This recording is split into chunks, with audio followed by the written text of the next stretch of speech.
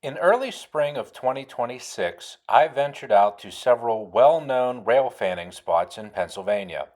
This video, I'll be discussing my trip to the Cassandra Railroad Overlook located in Cassandra, Pennsylvania. This is a sort of makeshift park that rail fans have sort of stuck their flag in the ground to claim it as their own. Located at a dead end of a residential street, when you're approaching it in your car, you almost second guess yourself and think you've made a wrong turn. But you haven't, so just trust your GPS on this one. When you do a search for this overlook on YouTube, you will see numerous videos. However, one thing I noticed was that all of them just feature the trains themselves, and no one actually talks about the site. Each year, typically in the summer, the group organizes an all-nighter where they rent light towers, camping is encouraged, and people will stay overnight to film and photograph trains at night. These are the videos you mainly see here on YouTube when searching for this spot. I arrived on a Friday afternoon, and there were only a small number of rail fans here, which was perfect for my introverted self. One thing I will warn you about is parking is at an absolute premium here. Once you reach the dead end of the residential street and arrive, I would say there's enough parking for 15 or maybe 20 cars. That's it. I am a rail fan from western Pennsylvania along Norfolk Southern's Conemaugh line, and I'm trying to scope out some places along the Pittsburgh line because later this summer, for the first time ever, the Union Pacific Big Boy will be traveling this very line. So let me make this abundantly clear. If you think that the Cassandra Overlook is a great place to catch Big Boy, think again.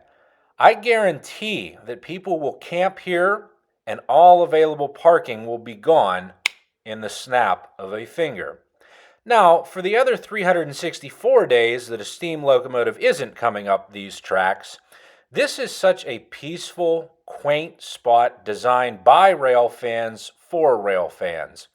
The Old Iron Bridge is the popular spot, as you can see eastbound traffic coming from what seems like a mile away, as this section of track is a nice long straightaway. On the other side, westbounds always find a way of sneaking up on you as they come around the bend, but if you're a rail fan like me who carries a radio and knows the right channels to listen to, you can easily predict when they will arrive, so you have more time to plan your shot. Train crews are well aware that this is a popular rail fan spot, and during my visit, every single train that came through made sure to blow the horn to acknowledge all of us and say hello. Heck, even a high rail truck that came through even beeped at us.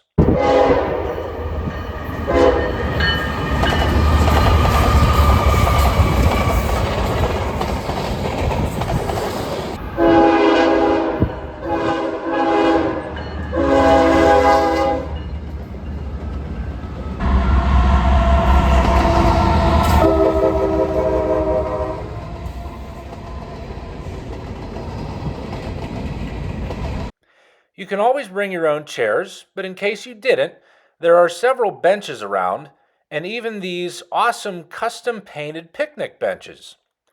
While this is a sort of makeshift park, another thing that has to be mentioned is that there are no bathrooms and no water fountains or anything like that. So when you plan your trip, be sure to plan accordingly. Bring your own drinks, and make sure you have a bladder of steel if you plan to stay for an extended period. There are also no trash cans provided, and a sign reminds you to leave nothing behind and remember to clean up after yourself. On a busy day, I can see the bridge filling up fast, so if there is a special interest locomotive coming through that day, be sure to get there early to secure a spot. However, if you can't, or maybe heights aren't your thing, there is plenty of space to set up your camp chair and see the trains come by from the hillside. I hope this video has been informative and that the next time you're in the area checking out the world-famous Horseshoe Curve in Altoona, be sure to take the drive west to the Cassandra Overlook. You'll be glad you did. Thanks for watching, and stay tuned for my next video where I will cover another spot just minutes from here, the Crescent Observation Deck.